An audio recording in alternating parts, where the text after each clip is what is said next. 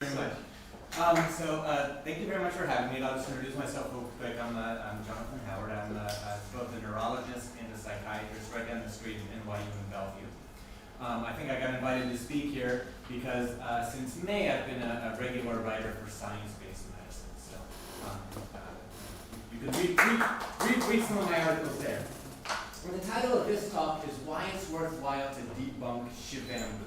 Does anyone know what Shivambu is? I didn't until about a month ago. And I happened to find this picture, which is Bacchus.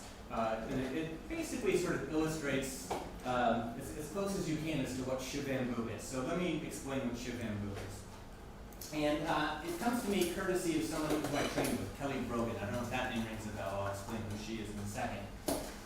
As you walk the path of self-reclamation, reclamation, you come into contact with a deeper inner knowing and begin to realize that everything you ever needed was within you all along. But what if I told you that there was a modality with incredible radical healing potential that requires literally nothing outside of your own body? Not a trusted naturopath supplement, essential oil, or even coffee to put in your enema bucket. Yes, she's a fan of coffee enemas. I recently had the pleasure of sitting down with Eric Cassino, who cured himself of cancer using Shivambu, or in colloquial terms, urine therapy, after conventional medical treatments failed him. So this is drinking your own urine to cure cancer. That's what Shivambu is. Yeah.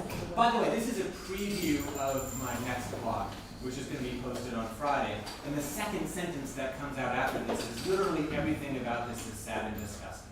Okay? And I knew Kelly Brogan very well. She trained with me at NYU, and she was sort of my kind of introduction into the world of skepticism in some way, because when I trained with her, she was a nice, she's still probably very nice, but she was a rational person. The sort of same way there's no atheists in the foxhole, I think that's really true, but there's sort of no pseudoscientists at Bellevue Hospital, because when you're dealing with patients who are in the ICU, or, she's a psychiatrist, coming in agitated off the street, drunk and combative and fighting, you can't recommend Shivambu, right? So after she left and after she graduated, she has become one of the disinformation dozen. I don't know if that is familiar to you guys. These are the 12 people most responsible for spreading pseudoscience on the internet. It includes names like Joe Mercola, RFK Jr. So she doesn't believe HIV causes AIDS. She doesn't believe SARS-2 causes COVID. She thinks this is all sort of a planned event for whatever purpose. She is against masks. She's against vaccines. And she's influential. I mean, she's spoken to Gwyneth, for Gwyneth Paltrow. And she's a great speaker. She's actually, at a great stage presence. So she's pretty dangerous.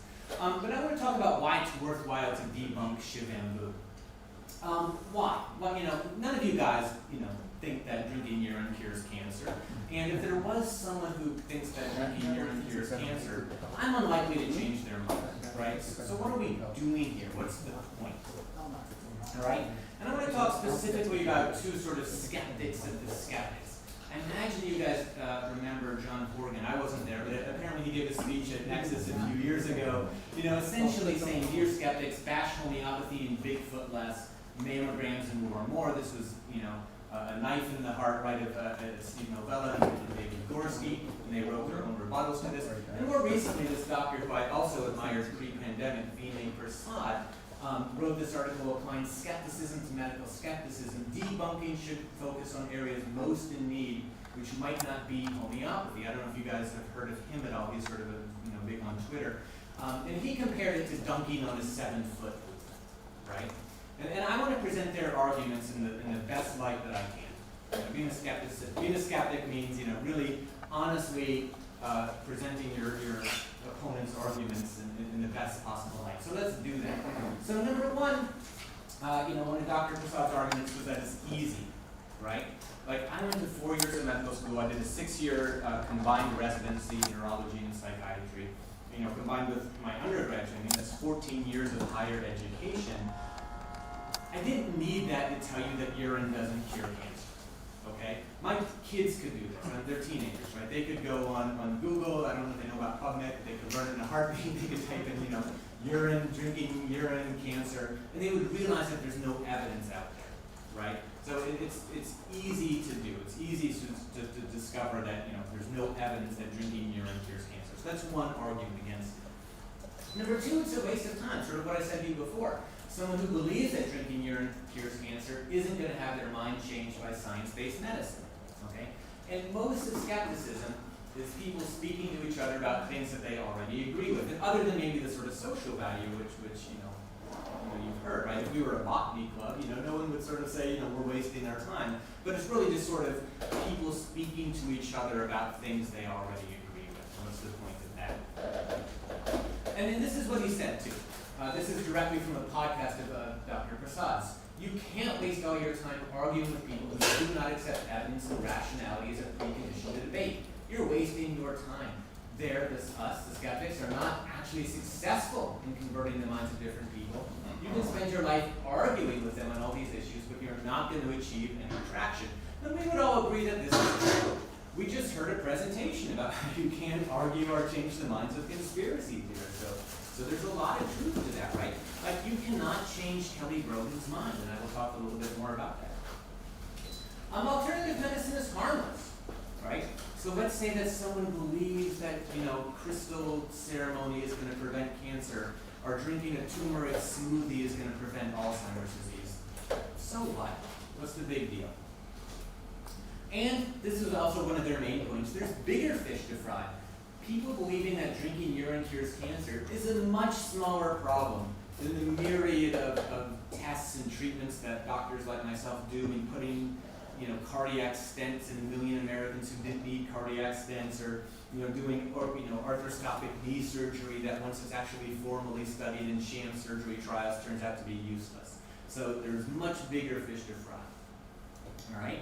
So these are the arguments against skepticism, and I'm going to present a couple that I actually kind of agree with. Actually, let me just first quote Dr. Prasad one more time. Let me start by acknowledging the truth of the cosmos. Time is a fixed commodity. If one spends most of one's time critiquing acupuncture or homeopathy, those are hours not spent on critiquing robotic surgery, prostate-specific antigen screening, or a new prescription drug. Of course, any single person may have written on a variety of topics, but every hour spent on one activity is time taken away from another. If you wrote 5,000 words on homeopathy, there's some topic you did not write 5,000 words on. All right? I put these in red because I think these have the most truth to them. At times, people can be mocking, and that won't change anyone's mind. I've probably been guilty of this. I'm sure if you search my Twitter feed, you can probably find some examples of me saying, "When you're an idiot," this sort of thing. And I think that it's definitely appropriate to expose and mock people like Del Bigtree, Kelly Brogan, RFK Jr., Andrew Wakefield, all these sort of anti-vaccine doctors and types. And it's fine to sort of say that these people are objects of ridicule, but not their victims. Okay, although the border between an anti-vax influencer and a victim isn't always clear. So there's this website called Sorry Anti-Vaxxer, which posts people who have died of COVID and kind of mocks them. And one requirement is that they have to have sort of influenced other people and shared on their sort of Facebook feed, trying to get other people not to sort of vaccinate. And they say it sort of follows a predictable pattern. You can't force me to get this. I have COVID, I'll be fine. I'm taking ivermectin. I'm going to the hospital. Pray for me. They're about to intubate me. Pray for me harder. And then the GoFundMe page to help for the funeral. Okay. And I get it. But I don't think this is really sort of appropriate. It's not going to win too many hearts and minds. I think this is the biggest criticism of skepticism, the most valid, is that there's a real danger of amplifying misinformation by debunking it. Some misinformation is best refuted by letting it die a quiet death. So you've got to sort of pick and choose your battles. If there's some, sort of yoga instructor who, has 10 people following her or him, and says, don't get vaccinated, it would be a bad idea if a bunch of skeptics amplified this sort of otherwise quiet, anonymous person. Okay? So pick your battles. But let me sort of present 6 arguments that sort of refute, I think, what the arguments made by Dr. Prasad and John Horgan. Number 1, people are seriously hurt by alternative medicine all the time. Number 2, many people are persuadable if they are given accurate information in a clear manner. Number 3, skepticism is an allegiance to a method of an inquiry, not to any sort of answer. Number 4, by understanding the flaws in alternative medicine, we can identify flawed practices everywhere. There is no such thing as a harmless treatment, and we are all in danger of becoming 7-foot poops. Okay? Poops. All right. So just remember that was Dr. Prasad's analogy for someone who sort of debunks pseudoscience. It's a 7-foot poop. All right. So number 1, alternative medicine is not always harmless. While many alternative medical practices are harmless, others are not. People get hurt directly by alternative treatments, or because they avoid beneficial ones. They use crystals instead of antibiotics or chemotherapy. So this is a study that came out in 2017. After a median of 5 years, patients with breast or colorectal cancers were nearly 5 times as likely to die if they had used an alternative therapy as their initial treatment than if they had received conventional treatment. Okay? I don't think anyone needs convincing of this today. And this is sort of a formal fallacy. We skeptics love our sort of fallacies. And this is called the fallacy of relative privation. Just because there are worse things happening in the world doesn't mean other problems should be ignored. Sort of by his definition, we shouldn't talk about PSA screening. We shouldn't talk about robotic surgery. All we should talk about is sort of climate change or war, or maybe the asteroid that is going to hit Earth in 100 years, something like that. Okay? And this is a very sort of common argument. So the main thing that I spend my time doing is advocating that children should get vaccinated against COVID. Almost all of my articles on science-based medicine have been on that theme. And this is a very common reply to me. There have been 3 times as many child suicides since COVID started as there have been child deaths with COVID. Every single one of those suicides was preventable. Over half of the COVID deaths was not. You don't give a damn about children dying. You're not fooling anyone. So the sort of argument is, if I say children should be vaccinated against COVID, I don't care that they die of suicide. So this is sort of a nonsensical argument. And 7-foot poops. This is every day. 1,000 Americans are dying. A disease that they did not have to die. Okay? And medical misinformation is probably the #1 cause of preventable death in America today.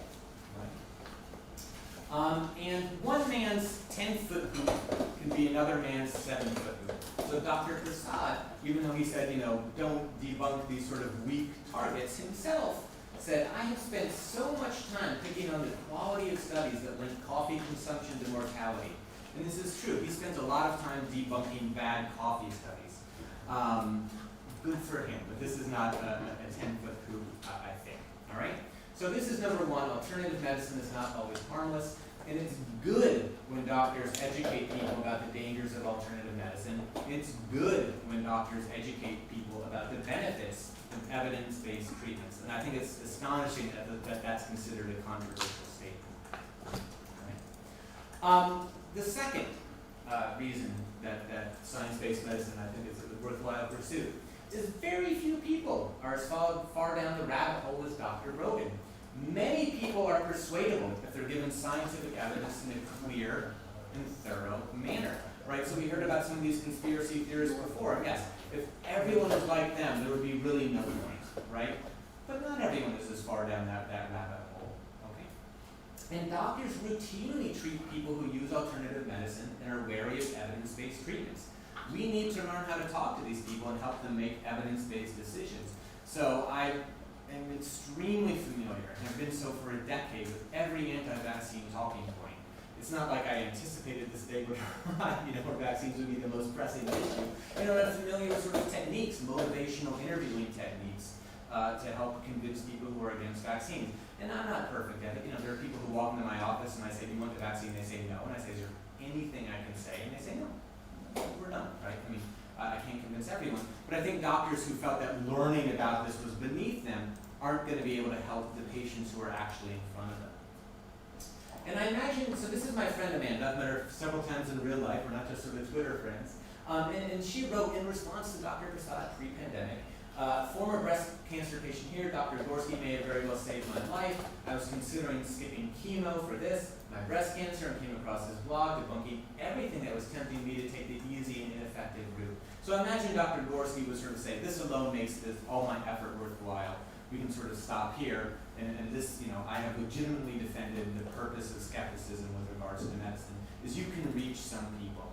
And there's a website called Vaxopedia, which debunks every vaccine, anti-vaccine myth. And they have a whole sort of section of just, collection of hundreds of people, not hundreds, but collection of articles about people who went from anti-vaccine to being pro-vaccine, and their thought process. And a lot of them sort of credited article, sites like science-based medicine. So, we learn from us, and we know as skeptics that information doesn't change everyone's mind, but it changes some people's, and that's worth it. And I think, imagine the harm that people like Dr. Brogan could do if their disinformation was greeted with silence by the medical community. If doctors like myself and Gorski and Novella and you guys said nothing, the Dr. Oz's, the Andrew Wakefields, the Del Bigtree, they would have the internet to themselves, all right? And this is what Vinay Prasad and John Horgan want. They want misinformation greeted with silence. And I find that astonishing. I can't make sort of heads or tails of why they want that, but that's what they want. They wouldn't sort of come out and say it quite that way, but that's the net effect of exactly what it is. So ideally, this is the third thing now, that skepticism is an allegiance to a method of inquiry, not to any answer. So an ideal skeptic would not start out saying, I'm going to debunk Shivambu, okay? Rather, the true skeptic would realize, I could be wrong about Shivambu, right? After all, stool transplants, fecal transplant, but this is a cure in medicine, right? This is used to treat C. diff infections, which are bacterial infections. So eating someone else's poop in pill form is one of the standard treatments in medicine. So a skeptic would not start out saying, I'm going to debunk Shivambu. They'd say, I'm going to look for the evidence for it. So I'm going to recognize I'm biased. I don't think this works. I'm going to, this is my starting point. So let me recognize my biases and try to keep an open mind. And then she'd examine the evidence, and finally she'd report her findings as fairly as possible. And then if new evidence emerges, let's say in 3 years there's a randomized double-blind placebo-controlled trial showing that Shivambu drinking urine cures cancer, she would recognize that. Okay? So skepticism is about an allegiance to a method of inquiry, not to any answer. And in contrast, pseudoscience vendors start with the answer they want and they work backwards to find the evidence. Anyone and anything that threatens their desired beliefs is wished away as a conspiracy and ignored entirely. There's literally no evidence that I could show Dr. Brogan that would convince her Shivambu doesn't work, that vaccines do work, that COVID, that SARS-2 causes COVID, and that's a problem, right? And she says that, she admits that. She says it's time to decide what you believe because it's about belief, not about facts, not about science, it's the final objective. So she is very boastful that what she wants to be true, she considers to be true. Just compare that to vaccine hero Paul Offit. Vaccines, it's not about science, it's about what data and what the science teach us. All right, and so this is maybe I'm at the fourth reason then, is that by identifying the flaws in alternative medicine, we can identify bad medical practices everywhere. So someone who sort of learns to read the flaws in an acupuncture study, which one Dr. Gorski did this, or recently got published in Nature, like the most prestigious medical journal, right? If you learn how to do that, you're very well prepared to spot defects in wide swaths of medicine. So skepticism doesn't work just for debunking Shivambu. It works for debunking bad drugs like this new Alzheimer's drug, or cancer screening, or bad medical analysis. And skeptics discuss these topics often, despite what their uninformed critics may say. And this is sort of a New Year's resolution of mine to have some of my blogs in 2021, assuming they're not all about COVID and kids again, to really sort of do this. So I kind of put this in red. But these are just some examples of some blogs on science-based medicine that the critics of skepticism say don't exist, but they do. And this is the fifth reason. There is no such thing as a harmless alternative treatment. So there's a significant price to be paid when a large swath of the population lacks the basic scientific knowledge and critical thinking skills needed to evaluate the claims of alternative medicine. The same distorted thinking that allows people to believe Shivambu often leads them to reject evidence-based treatments and vaccines. Okay? So yoga instructors who encouraged crystal healing and clean eating in 2019, sort of harmless things, are today comparing vaccines to the Holocaust. Okay? So this is a conversation that I had with Mark Hufnagel. I don't know if you know him or not. I've never met him, but he coined the term crank magnetism. This idea that there's not someone who's just, you can't be attracted to just one conspiracy theory, right? If you believe 9/11 was an inside job, I can tell you 100 other things that you believe. Like you're not going to be like a vaccine advocate. And this is a conversation we had in 2019. Science commuters have been warning about the dangers of conspiracy theories for decades now. Global warming, anti-vax, evolution denial, all the same. Here we are. This is what it looks like when conspiracy theorists take over. They are the worst people. This is when a measles outbreak was the biggest thing they had to worry about. And I said, yes, I've always said the biggest danger to my kids isn't the measles, but the thought process that leads people to reject the vaccine in the first place.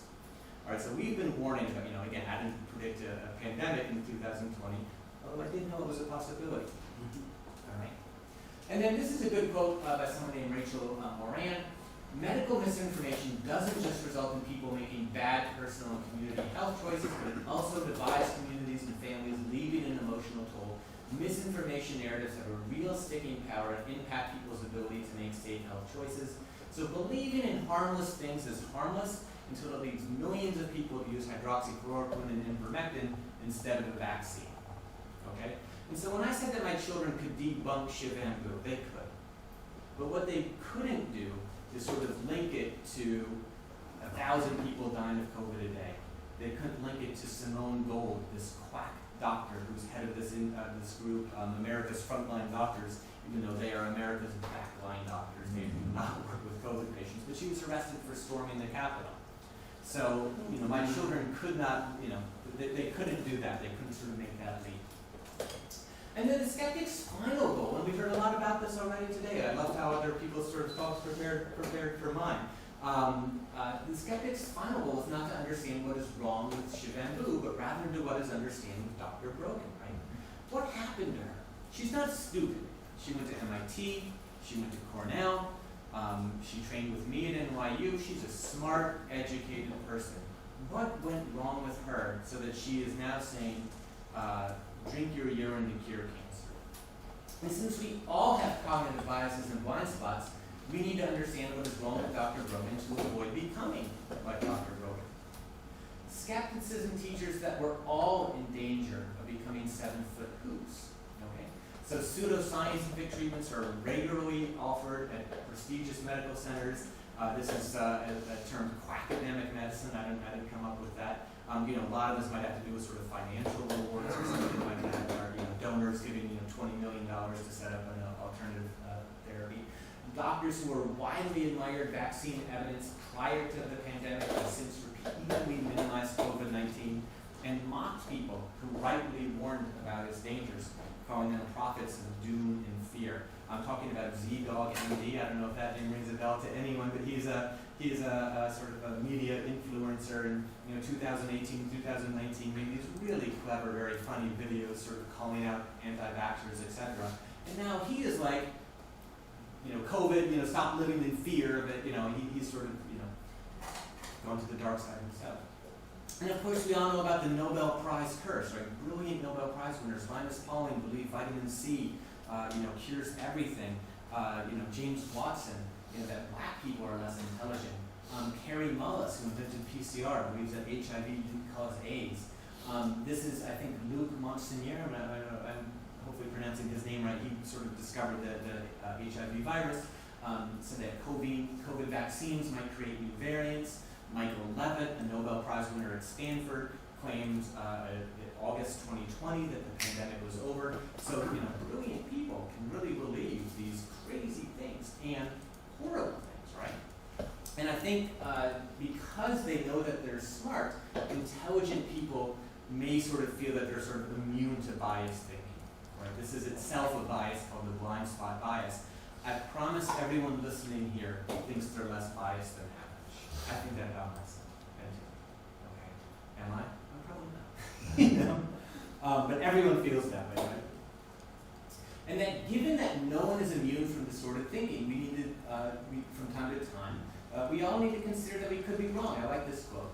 It takes humility to consider information that contradicts your opinions. You're willing to concede that you might be wrong. It takes curiosity to actively seek evidence that challenges your views. You're eager to find out if you might be wrong. I really like the slide that someone put up before about what was the phrase, neuropsychological humility or something like that, a quote from Steve Novella. That's definitely going in my article on Friday. That's exactly what I was talking about. We all need to be humble and listen to our well-meaning critics. Only they can show us our errors, you know. If you guys all agree with me, you're not going to show me that I'm wrong. I can't show myself that I'm wrong, or else I wouldn't, wouldn't believe that anymore. At least I can't do it like that. It's a serious mistake to insulate yourself in an echo chamber of sycophants, dreaming you are persecuted whenever you are contradicted. Oddly enough, Dr. Brogan was onto something. It is extremely easy to let your beliefs replace facts in science, especially when there's financial rewards and social media adulation. Okay? So we all need to continuously guard against this. And Richard Feynman famously said, I'm sure everyone knows this quote, the first principle is that you must not fool yourself, and you are the easiest person to fool. This is the single most important lesson that skepticism has to offer, I think. So this is the first part of my essay that's going to be published on Friday. The second part, I don't know if I'm going to publish it on Friday or not, or wait 2 weeks, because it's going to be sort of a novel, and you can check Science-Based Medicine, but it really examines the extremely sad fate, in my opinion, of doctors who felt learning beneath skepticism was against them. Whoops, sorry. Doctors who thought they were learning about 7-foot hoops have become 7-foot hoops. This is what I've been writing about in all my science medicine blogs. They have repeatedly minimized COVID-19 for young people. They have repeatedly minimized the benefits of the COVID vaccine for young people and played up every vaccine harm. They have repeatedly declared the pandemic was over. And these are people at Johns Hopkins, Stanford, Harvard, highly credentialed, highly influential people. They have refused to emit air or engage with pandemics. Some of them have spread baseless conspiracy theories or blatantly wrong information. And who knows, maybe if they hadn't thought it was beneath them to debunk bamboo, they could have avoided a sad fate. So I went a little bit over, so I'll be happy to take any questions.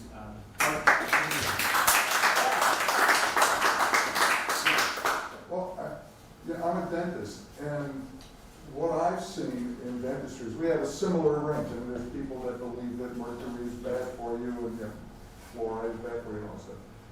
But what I found is that there's very little critical thinking taught in dental school. The scientific method is not really emphasized. My daughter's 7th grade textbook taught me more about the scientific method than I learned in dental school. So, I mean, would you comment on that? Yeah, I mean, speaking about medical school, I think you're probably right.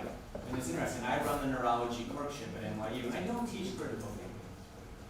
I mean, at least not, I do a little bit, but I sort of do it kind of like on the down low. I don't know. I think partially it's because there's sort of so much information, so much facts, that this is what, the oculomotor nerve does and what controls part of this, that you just really sort of have to impart to people.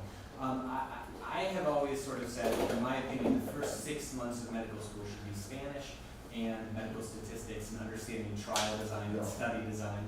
Because those are the two things that doctors, unless you're like a pathologist or a radiologist, you have to know those things. I mean, it seems to me that what I got in dental school was just an accumulation of facts. Correct. And then it was up to me to put them together, and everybody came with a different perspective, and they're just going to come up with, right, whatever exactly right. So I mean, I do sort of try to again, sort of in some of my lectures do this on the slide. For example, I give a talk on how to read MRIs and CTs, and I say the most important thing you got to answer is why are you doing this test in the first place? I talk about the huge rate of false positives in MRIs and CTs. There's a study done by a famous orthopedist who said, if you want an excuse to operate on a picture's throwing shoulder, just get an MRI. So I try to have those things in there. But I agree with you about this, that it's a sort of real deficit. Right. Actually, I want to know if anyone on the internet. We have one more live question. I know, but if anyone on the internet has a question, make sure you raise your hand, and we'll get to you next. Okay, next live question. Yeah. What is your response to the fact that anytime that we put ourselves out there as academics or as physicians or anyone with a decent knowledge of science with actual evidence, that as she had said earlier, we're berated for it, there's people that want to come after our Yeah. universities, after our PIs, after whatever in cancel culture, quote unquote, and I'm sorry if I'm bringing up a big can of worms for this, but how do you find the strength to keep moving forward, especially after a massive internet pile-on occurs, something like where Vinay Prasad wants to respond and uses his massive audience to turn it around back on yourself. We see it often, and now we're seeing a lot of violence occurring against our educators, against our professionals, against our experts, and it's disheartening. Yeah, so personally, I have not felt it at all.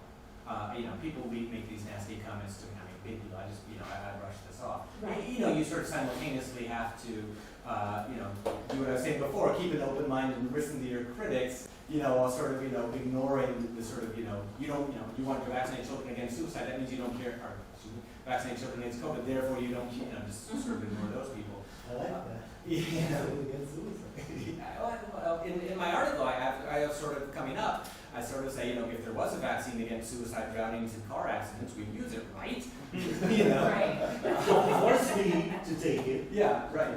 Only after it's tested enough. Yeah. No, but it's a big problem. I mean, so educators and public health experts, I'm just an internet commentator, right? My power in the real world, I influence things in neurology at Bellevue Hospital. That's what I influence, okay? But I'm not someone public, county administrator making a mask mandate, so people aren't going to come after me. But these people have been stalked. These people have been attacked. They have been threatened. Actually, one of my articles that I sort of wrote about Dr. Prasad, he wrote this article saying public health measures one day lead to him, essentially. Like it shows a path for that some future American dictator could seize power, by shunning everyone in their homes in the name of protecting them against the virus, right? And I was like, this is, and it was sort of thought to be sort of anti-Semitic because he minimized the Holocaust. I was like, I don't care if it's anti-Semitic, I don't care. But I wasn't offended by it, but he's really, he might not know this because he doesn't understand 7-foot hoops. He was so easy about it, but he's really giving power or validating the fears of people who are sort of saying you're a Nazi. Yeah. So, we're technically out of time, but there is one important question that that we got in chat here. Seriously, what does becoming a 7-foot hoop mean? So 7-foot hoop means, sorry, I apologize for not being clear about that. I mean, a 7-foot hoop was Dr. Prasad's analogy for something that's easy to do, right? Like it's easy to sort of show that, crystals don't cure cancer.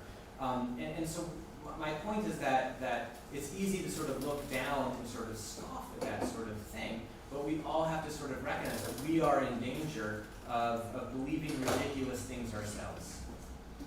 If you're dunking on a 7-foot hoop, you're not really. Yeah, right. You're not tackling, cardiac stents and orthopedic surgeries, the big important things. All right. Thanks for your attention.